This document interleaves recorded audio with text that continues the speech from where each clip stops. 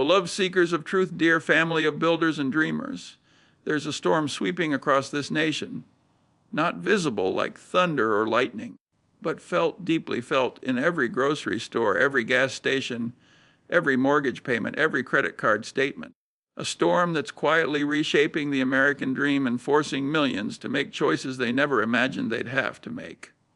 Inflation and high interest rates, two forces, two realities, squeezing the life out of ordinary people's finances while the experts on television speak in calm, detached voices about necessary corrections and economic adjustments. But behind those sterile phrases, behind the charts and the data, are real people. Families, dreams deferred, futures uncertain, and the question that haunts the quiet hours: how do I survive this? How do I protect what I've built? How do I keep moving forward when everything costs more and borrowing has become brutally expensive? Let me tell you something that will change how you see this moment, something that separates those who will emerge from this storm stronger from those who will be broken by it. Part 1, this is not the first time America has faced this twin monster of inflation and high interest rates, and it will not be the last. But understanding what's happening, truly understanding it, is the difference between being a victim of economic forces and being someone who adapts, survives, and ultimately thrives. Let me tell you about a moment in American history that most people have forgotten. The early 1980s. Inflation was raging at 14%. The Federal Reserve, desperate to break inflation's back, raised interest rates to levels that seem incomprehensible today. The prime rate hit 21.5%, 21.5%. Mortgages were 18, 19, 20%. Car loans were even higher. Credit cards, forget about it. Businesses couldn't borrow. Families couldn't buy homes. The economy contracted. Unemployment soared. People suffered. And yet, some people not only survived that period, but built fortunes during it. Not through luck. Not through being insulated from the pain, but through understanding what inflation and high interest rates actually mean and positioning themselves accordingly. Let me tell you about a man I knew during that time. We'll call him Frank. Frank was a small business owner. He ran a printing shop in Ohio, had built it over 15 years. Modest success, employed 12 people, had a commercial mortgage at 8% that he'd taken out in the late 1970s. When inflation hit and interest rates soared, Frank watched his competitors panic. They'd been operating on thin margins, using cheap credit to finance inventory and expansion. When credit became expensive and demand contracted, they collapsed, one by one. Businesses that had seemed successful just months earlier were suddenly bankrupt. Frank should have been terrified. His revenues dropped 30% as businesses cut back on printing and marketing. His costs were rising because paper, ink, everything was getting more expensive due to inflation. But Frank did something that seemed counterintuitive. Instead of retrenching, instead of laying everyone off and just trying to survive, he went on offense. He approached the owners of the printing shops that were failing, and he made them offers, pennies on the dollar for their equipment, for their client lists, for their contracts. But Frank, people said, how can you afford to expand when times are so hard, when credit is so expensive? Frank's answer revealed everything about how to think during periods of inflation and high interest rates. I'm not borrowing, he said.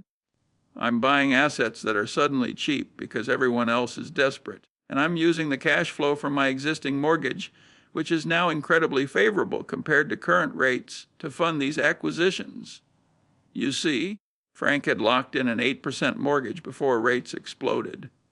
While everyone else was facing 18% borrowing costs, Frank's debt service was fixed at 8%. In real terms, adjusted for 14% inflation, Frank was being paid to borrow. His debt was evaporating in real value, while the assets he was buying with that favorable debt were tangible and valuable. Within 3 years, Frank had acquired 4 competing businesses. By the time inflation cooled and the economy recovered in the mid-1980s, Frank's printing business was the dominant player in his region. He'd grown from 12 employees to 80, from 1 location to 5. The same forces that destroyed his competitors made Frank wealthy, not because he was smarter, not because he had more capital, but because he understood the fundamental dynamics of inflation and interest rates. This is the first truth I want you to understand. Inflation and high interest rates are not just problems. They are forces, neutral forces like gravity or wind. They affect everyone, but they affect people differently based on their position and their understanding. Let me explain what's actually happening right now in America, not in abstract economic terms, but in concrete, real-world ways. Inflation means the dollars you earn today buy less than they did yesterday. Your paycheck might be the same number, maybe even slightly higher, but it doesn't go as far. Groceries cost more, gas costs more, insurance costs more, rent costs more. Everything costs more. For most people, this feels like they're working just as hard but falling behind. And they are. Inflation is a silent tax on everyone who holds cash or earns fixed incomes. It rewards those who own real assets and punishes those who don't. High interest rates mean borrowing money has become expensive. Mortgages that were 3% are now 7%. Credit card rates that were 15% are now 22%. Business loans that were manageable are now crushing. This affects different people in radically different ways. If you were planning to buy a house, you're now priced out. If you have variable rate debt, your payments have exploded. If you run a business that depends on credit, you're struggling. If you need to borrow to invest or expand, you can't afford to. But, and this is crucial, if you locked in low fixed rate debt before rates rose, you're in an enviable position. If you own assets that produce income or appreciate with inflation, you're protected. If you have skills that remain valuable regardless of economic conditions, you're resilient. The storm affects everyone, but it doesn't affect everyone equally. Let me tell you about a young couple I encountered recently, Sarah and Michael, both 32 years old. They'd been saving for years to buy their first house, had a $60,000 for a down payment, were pre-approved for a mortgage at 3% interest back in 2021. But they waited. They thought housing prices might come down. They thought they could save a bit more. They thought they had time. Then inflation hit. Interest rates soared. That same house they were looking at that would have cost them $2,200 a month with a 3% mortgage now costs them $3,400 a month with a 7% mortgage. Same house, same down payment, 54% higher monthly payment. They're devastated. They feel like the dream of home ownership has been ripped away from them. They're angry at the system, at the Fed, at inflation, at their own hesitation. But here's what they don't understand. They're focused on what they lost instead of what they can do now. They're stuck in regret instead of moving into adaptation. I sat with them and said, your situation has changed. The environment has changed. You have two choices. You can spend the next 5 years bitter about what could have been, or you can accept the new reality and position yourself for what comes next. What comes next? Sarah asked, her voice tired and frustrated. Inflation won't last forever. I told them. Interest rates won't stay this high permanently. Economic cycles turn, but while you're waiting for conditions to improve, you need to be building, not borrowing, not consuming, building. Building what? Your earning power, your skills, your savings. When the cycle turns, when rates come down and opportunities emerge again, you want to be in a position of strength, not desperation. This is the second truth. Economic storms are temporary. They feel permanent when you're in them, but they pass. The question is not whether the storm will end. The question is what position you'll be in when it does. Most people respond to inflation and high interest rates by contracting, by becoming afraid, by stopping all forward movement and just trying to survive. They stop investing, stop learning, stop building. They hunker down and hope to weather the storm. And you know what happens when the storm passes and opportunities reemerge? They're in exactly the same position they were before, or worse, because they lost years of growth, years of learning, years of building capital and capability. The wise ones, the ones who understand economic cycles, they do something different. They don't pretend the storm isn't happening. They don't ignore the pain of inflation and high rates. But they also don't let those forces paralyze them. Let me tell you about a woman named Diana who exemplifies this perfectly. Diana was 41 years old when inflation really started accelerating in 2022. She was a middle manager at a manufacturing company, made $72,000 a year, had been at that salary level for 3 years with minimal raises. When inflation hit, Diana realized something terrifying. Even if she got a 5% raise, which would be generous, she was still falling behind. Inflation was running at 8%. Her real purchasing power was declining. Most people in Diana's position would complain, would blame their employer, the government, the economy, would feel helpless and victimized. Diana did something different. She asked herself a simple but profound question. How can I increase my value so dramatically that inflation becomes irrelevant? She looked at her industry. Manufacturing was struggling with supply chain issues and skilled labor shortages.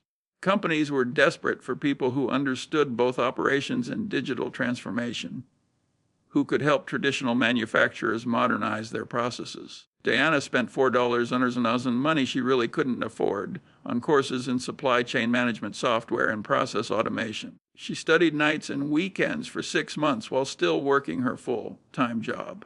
Then she went to her boss with a proposal. I can reduce our production costs by 15% and improve delivery times by 30% using the systems I've learned.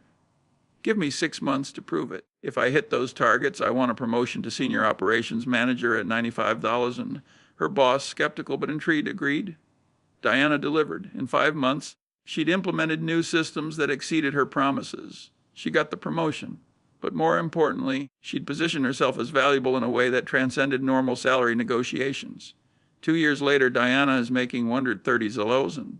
She's being recruited by competitors. She's built skills that are in high demand precisely because of the economic pressures facing manufacturers.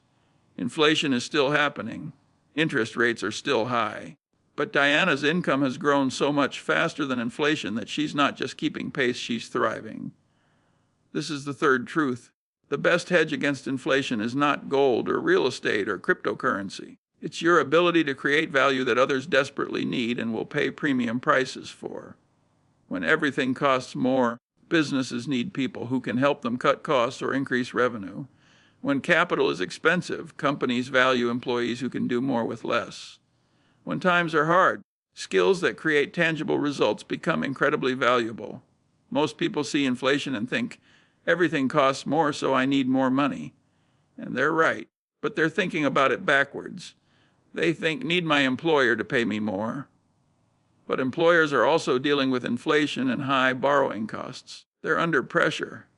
They can't just hand out raises because inflation exists. What employers can do, what employers will do, is pay significantly more for people who create value greater than their cost, for people who solve expensive problems, for people who make the business more efficient, more profitable, more competitive. Diana understood this. She didn't ask for more money because things cost more. She made herself worth more money by becoming someone who created measurable value. This is the mindset shift that separates those who will be victims of this economic environment from those who will be beneficiaries of it. Now let me tell you about the invisible transfer of wealth that's happening right now. A transfer that most people don't see until it's too late. A transfer from those who understand how inflation and interest rates work to those who don't. There's something happening in America right now that will determine the financial futures of millions of people. But most people don't understand it because it's not visible in the way a stock market crash is visible. It's subtle, gradual, and absolutely devastating to those on the wrong side of it.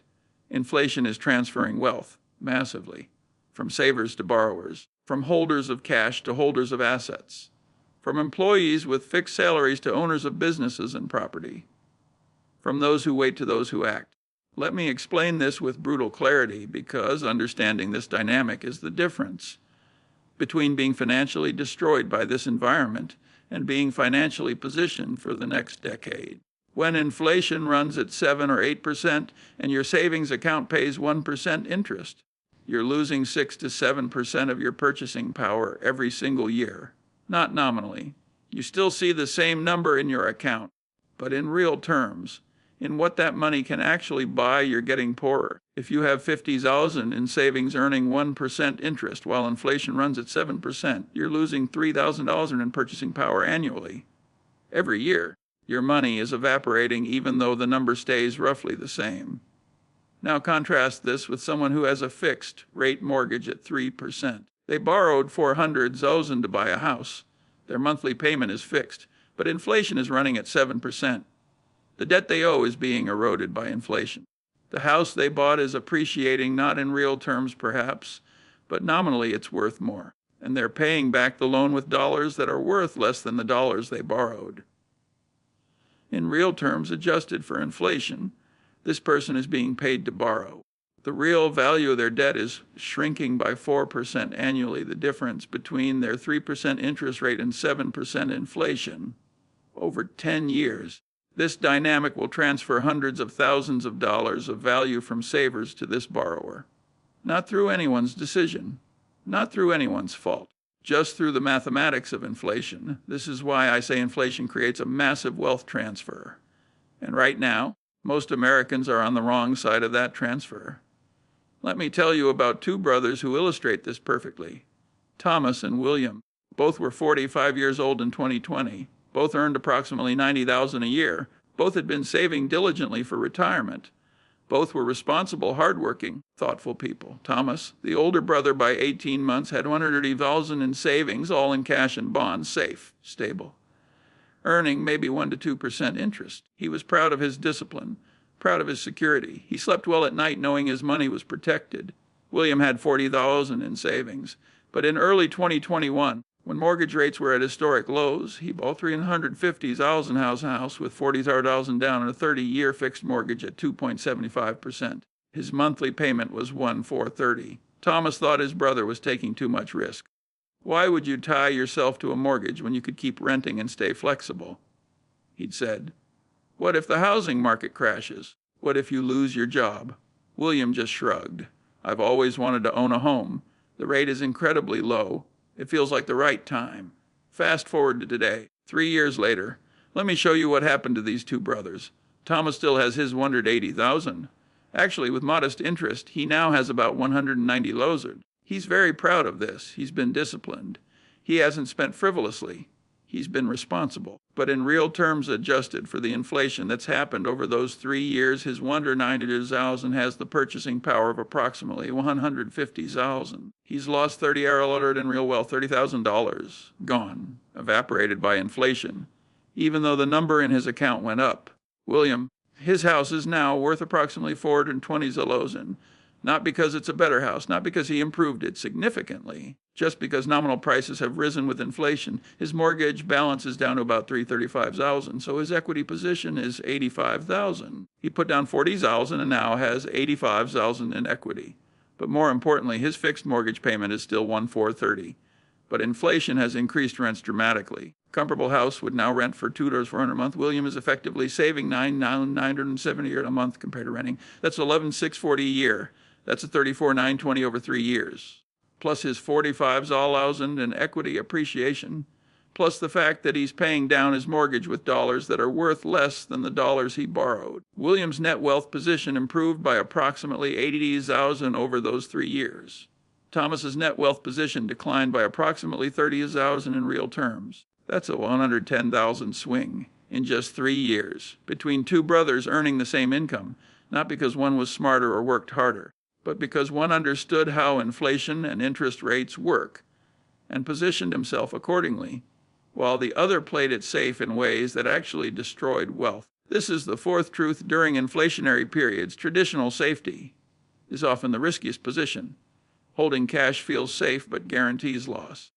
Fixed rate debt at low rates is a massive advantage. Now let me tell you what makes today's situation even more challenging. We're not just dealing with inflation. We're dealing with inflation and high interest rates simultaneously. This creates a very specific dynamic that requires very specific strategies. High interest rates mean borrowing is expensive right now. So William's strategy, buying assets with low fixed rate debt, that window has largely closed. You can't get a 3% mortgage anymore. You're looking at 7%. Does this mean you shouldn't buy assets? No. It means you need to be more selective, more patient, more strategic. Let me tell you about a man named Marcus who's navigating this environment brilliantly. Marcus is 36 years old, software engineer, makes $145,000 out a year, single, has been saving aggressively and has $95,000 in cash. He wants to buy a house. But with current interest rates, the monthly payment on a home in his price range would be $3,800. He could afford it, but barely. It would consume too much of his income and leave him with no cushion. Most people in Marcus's position would do one of two things. They'd either buy anyway and stretch themselves thin, or they'd wait indefinitely, hoping rates come down, while their cash loses value to inflation. Marcus is doing something different, something smarter. He's keeping $20,000 as an emergency fund, but he's investing the other $75,000 very specifically. 50% in inflation-protected securities and dividend-paying stocks. 50% in building a side business developing specialized software for small businesses in his area. His logic is simple. Interest rates won't stay at 7% forever. They'll come down eventually, maybe in 2 years, maybe in 5. When they do, I want to be in the best possible position to take advantage of that shift. So I'm doing 3 things. 1, I'm protecting my purchasing power by investing in assets that keep pace with inflation rather than holding cash. 2, I'm building an additional income stream that will give me more borrowing power when rates drop. 3, I'm learning to be patient and strategic rather than desperate. Marcus's side business is already generating $2,500 a month in profit after just 1 year. That's $30,000 annually on top of his salary, and it's growing. When interest rates eventually drop to, say, 5%, Marcus will be in a vastly superior position to buy. He'll have more capital. He'll have higher income. He'll have demonstrated business success that gives him more borrowing options, and he won't be desperate or stretched. Meanwhile, the people who bought houses they could barely afford at 7% rates, they're locked in, stressed, vulnerable to any financial shock. And the people who've been sitting in cash waiting for perfect conditions, their purchasing power has eroded. They're not better positioned than they were 3 years ago. They're worse positioned. This is the 5th truth. High interest rates create discomfort, but also create incredible opportunities for those with patience and capital. The key is positioning yourself to take advantage of those opportunities when they arrive. Now let me address something that's causing tremendous pain across America right now. Credit card debt at high interest rates. The average credit card interest rate has gone from about 16% to over 22%. For people carrying balances, this has been devastating. A $10,000 credit card balance at 16% costs about $100 or $600 a year in interest. At 22%, it costs $200 a year. That's an extra $600 annually, $50 a month in interest alone. For people already struggling with inflation, this is crushing. Let me tell you about a woman named Patricia who found herself in this exact situation.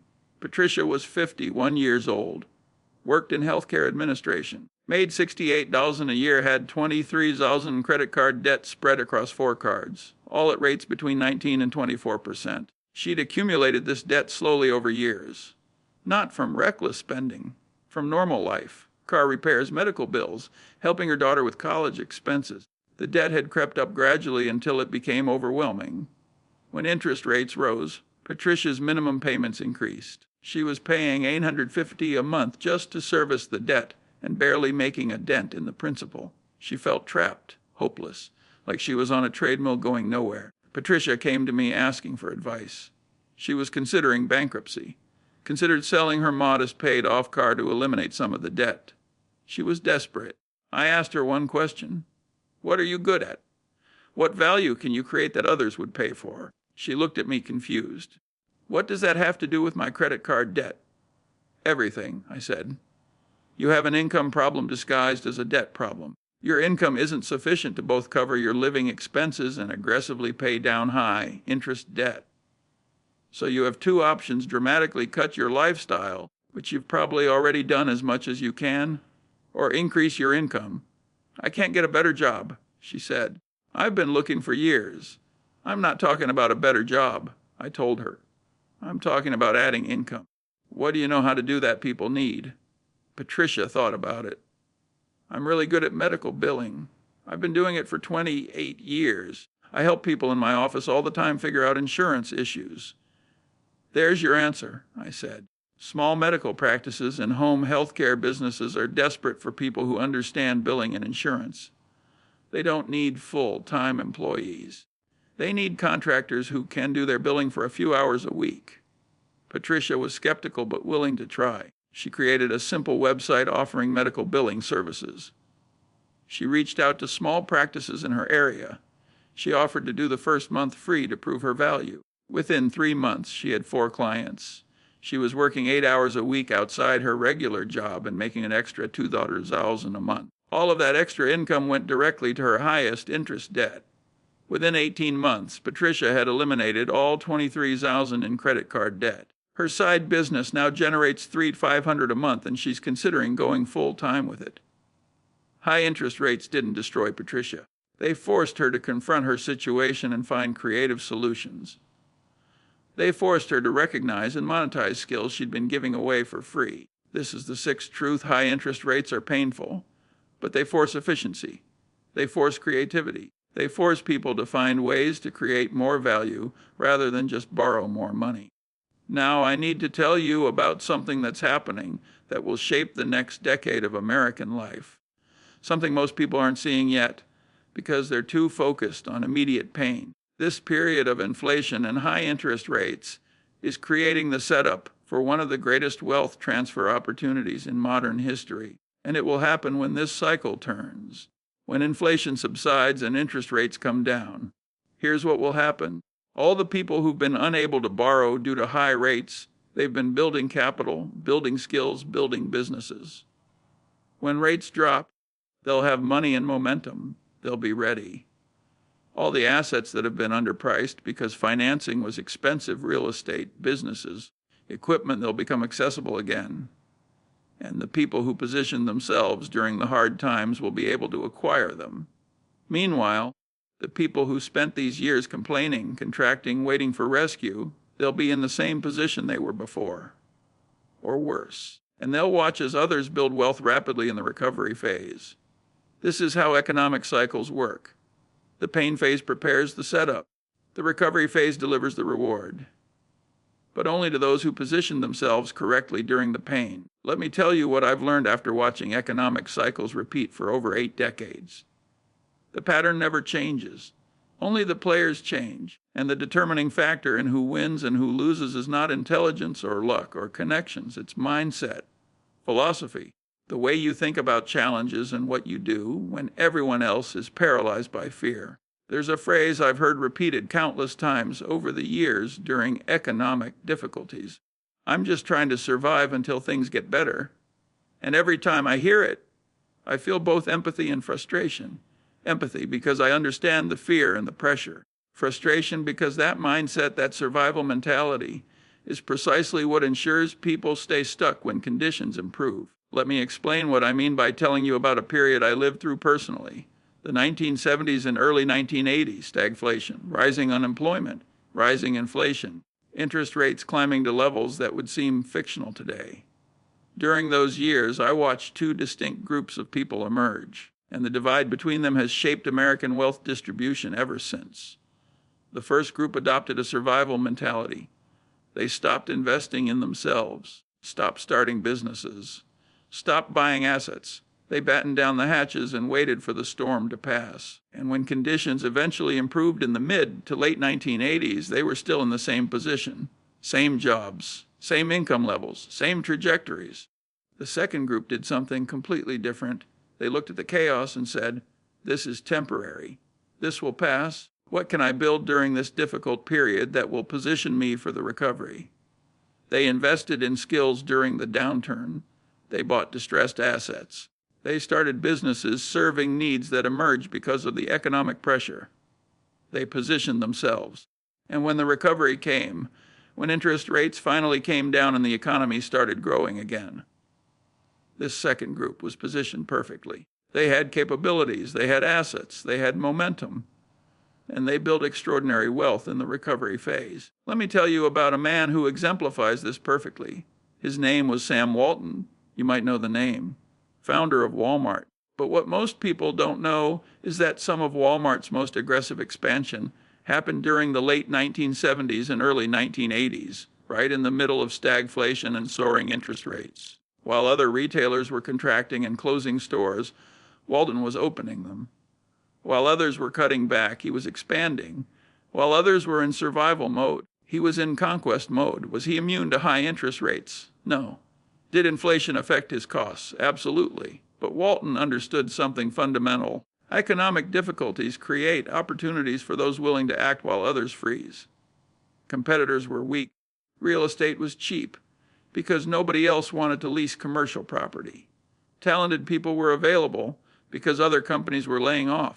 Equipment and inventory could be negotiated at favorable terms because suppliers were desperate for business. Walton used the difficult years to position Walmart so perfectly that when the economy recovered in the mid-1980s, the company exploded in value. By the time he died in 1992, Walmart was the largest retailer in America and Walton was the richest man in the country.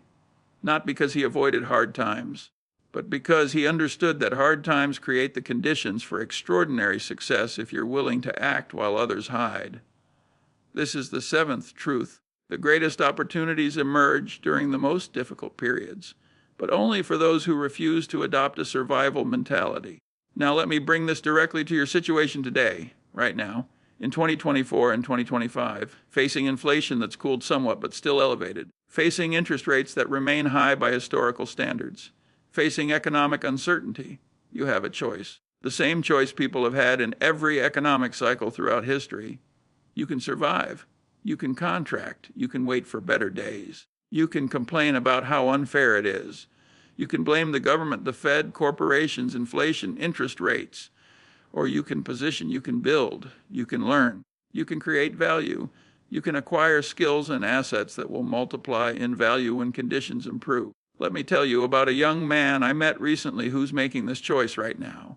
His name is Jordan. Jordan is 27 years old, works in customer service, making $45,000 a year, lives in a high-cost city where rent consumes 40% of his income, has $8,000 in savings, feels completely stuck.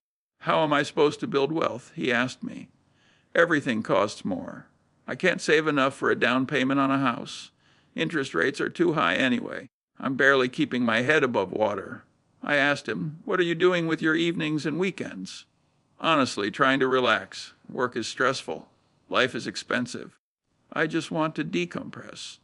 So you're spending the most valuable years of your life, your 20s, when you have energy and time and mental flexibility, decompressing. He looked uncomfortable.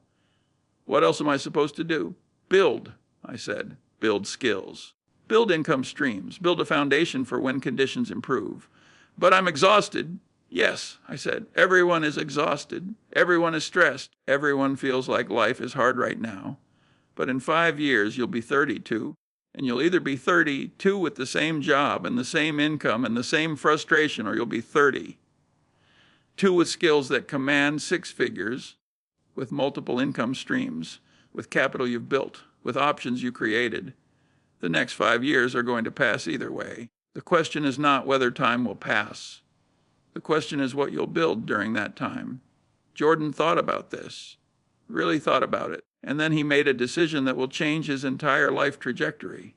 He decided to learn data analysis, not because he loved spreadsheets, but because he'd noticed that every industry, every company, every organization was drowning in data and desperate for people who could make sense of it. Jordan spent 1,000 of his 8,000 savings on a comprehensive online course. He committed to studying 2 hours every evening and 4 hours every weekend for 6 months. No exceptions. His friends thought he was crazy. You're young, they said. You should be enjoying life. You'll have time to focus on career stuff later. But Jordan understood something his friends didn't. He understood that later never comes. That someday is a fantasy. That the only time you can actually do something is now. 6 months in, Jordan had built a portfolio of data analysis projects. He'd worked with non-profits for free to build experience. He'd created visualizations and reports that demonstrated real capability. Then he started applying for jobs, not customer service jobs, data analyst positions. He was rejected dozens of times, told he didn't have enough experience, told he needed a degree, told he wasn't qualified, but he kept applying. And eventually a small e-commerce company took a chance on him, started him at $65,000, $20,000 more than his customer service job. Within a year, Jordan had proven his value. The company promoted him, raised his salary to an $85,000. He'd nearly doubled his income in 18 months by investing in a skill during a period when most people his age were just trying to survive. But here's what matters most. Jordan didn't stop there. He's still living modestly, still in the same apartment, still driving the same car. He's taking his extra income and investing it aggressively. when interest rates eventually come down, when opportunities re-emerge in real estate and business, Jordan will be positioned. He'll have capital. He'll have higher income. He'll have demonstrated capability. He'll be ready. Meanwhile, his friends who told him to enjoy life, they're still making 45 nalozern, still stressed about inflation, still waiting for things to get better. This is the 8th truth. The years you spend building while others are complaining will determine your entire financial future. You can't get those years back. Use them wisely. Now let me address something that's particularly painful for people in their 40s, 50s, and 60s right now. People who feel like they missed their window. Like this economic environment has ruined their retirement plans. Like it's too late to recover. Let me tell you about a woman named Barbara who felt exactly this way. Barbara was 61 years old, had planned to retire at 65, had $340,000 in retirement savings, had been contributing steadily for decades, thought she was on track. Then inflation and high interest rates hit. Her portfolio declined in value as stocks and bonds both fell. Her expenses increased dramatically. Her part-time consulting income dried up as clients cut budgets. She came to me in tears. "My retirement is ruined," she said. "I was supposed to be secure. I did everything right. I saved. I was responsible. And now I'm going to have to work until I'm 75. I looked at her portfolio, looked at her expenses, looked at her skills and experience, and I said something that shocked her. Your retirement isn't ruined. Your retirement plan is outdated. There's a difference." "What do you mean?" "You're planning for a retirement that doesn't exist anymore. The retirement your parents had working 40 years, then stopping completely and living off savings. That model is broken for most people. Not because you did anything wrong, but because the economic environment has changed. So I just work forever?" "No," I said. "You redefine retirement. You create a life where you're working on things you actually want to work on, generating income from activities you find meaningful, on your own schedule, for as long as you choose. That sounds like not retiring. It sounds like freedom," I said, "which is what retirement was supposed to be about anyway." Barbara was skeptical, but she was also desperate enough to try something different. We looked at her skills. She'd been a corporate trainer for 30 years. She was excellent at it. She'd been making $120 a year before she semi-retired. I asked her, "What if you offered online training specifically for women transitioning into leadership roles? What if you charged $2,000 per person for a 6-week intensive program? What if you ran 4 sessions per year with 10 people each?" Barbara did the math. That would be 80 lows in a year, working 12 weeks, from home, on her schedule. But who would pay $2,000 for an online course? Companies who want to develop female leaders. I said, HR departments with training budgets. Women who are about to be promoted and want to be prepared. It's not expensive when it solves a 100,000 problem. Barbara built the program, spent 3 months creating the curriculum and marketing materials, reached out to her network, offered a pilot program at a discount. 8 people signed up for her first session. She made $12,000. The program was excellent. The participants gave her glowing testimonials. Her second session had 12 people at $24,000. Her third session had 15 people at $30,000.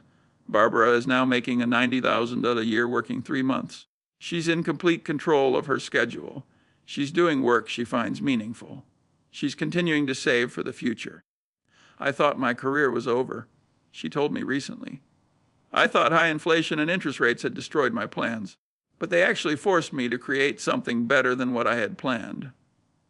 This is the 9th truth. Economic disruption often destroys outdated plans, but creates space for better plans. Retirement as complete work cessation is increasingly unrealistic. Retirement as doing meaningful work on your terms is increasingly achievable. Now let me tell you the most important thing, the thing that ties all of these stories together, the thing that separates those who will thrive from those who will merely survive. It's not about how much money you have. It's not about your age or your education or your current circumstances. It's about your response to difficulty, your willingness to adapt, your ability to see opportunity where others see only problems. Inflation and high interest rates are not happening to you as punishment. They're not personal. They're economic forces affecting hundreds of millions of people simultaneously. Some of those people will be destroyed by these forces. They'll lose homes. They'll accumulate crushing debt. They'll fall further behind. They'll retire later or not at all. They'll struggle for decades. Others will be forged by these forces. They'll develop skills that make inflation irrelevant. They'll acquire assets at favorable terms. They'll build businesses that thrive in difficult conditions. They'll emerge from this period stronger, wealthier, and more capable than they were before. The difference between these two groups is not circumstances. They're experiencing the same inflation, the same interest rates, the same economic environment. The difference is mindset, philosophy, the fundamental way they think about challenges. Beloved family of seekers and builders, we've reached the moment of truth. You've heard the stories. You've seen the patterns. You understand the dynamics of inflation and high interest rates. You know what separates those who are destroyed by economic forces from those who are forged by them. Now comes the only question that actually matters. What will you do? Not what will the government do. Not what will the Federal Reserve do. Not what will happen to the economy. What will you do with your time, with your resources, with your energy, with the years ahead of you? Because here's the truth that nobody wants to hear, but everyone needs to understand. The economic environment doesn't care about your feelings. Inflation doesn't care if you're tired. Interest rates don't care if you feel like you've already worked hard enough. The market doesn't care if you think things should be different. These are forces, neutral forces, like weather. You can complain about the rain or you can build shelter. You can curse the wind or you can adjust your sails. You can resent the cold or you can prepare for winter.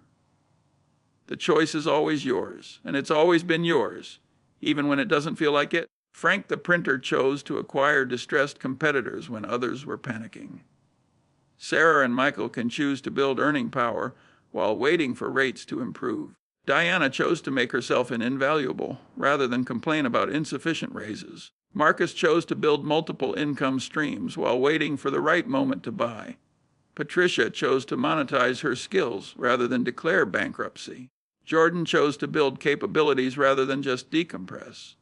Barbara chose to redefine retirement rather than accept defeat. Every single one of these people faced the same economic forces you're facing.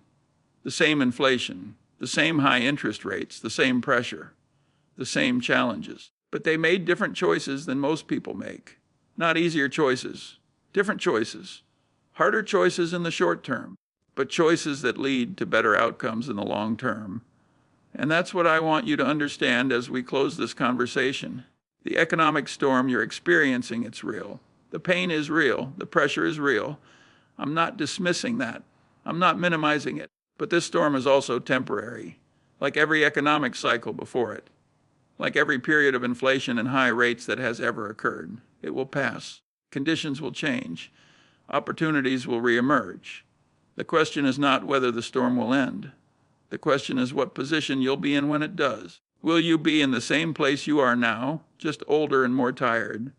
Will you have spent these years in survival mode, waiting for rescue, hoping for better conditions? Or will you have used these difficult years to transform yourself, to build skills that command higher income, to create value that others desperately need, to position yourself for the opportunities that always emerge when cycles turn?